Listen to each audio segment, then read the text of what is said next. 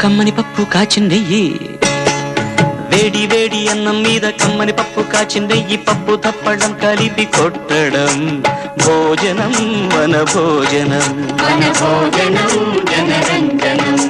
తల్లి తోడు పిల్ల మేక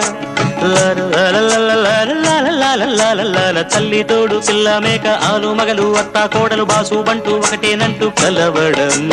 భోజనం వన భోజనం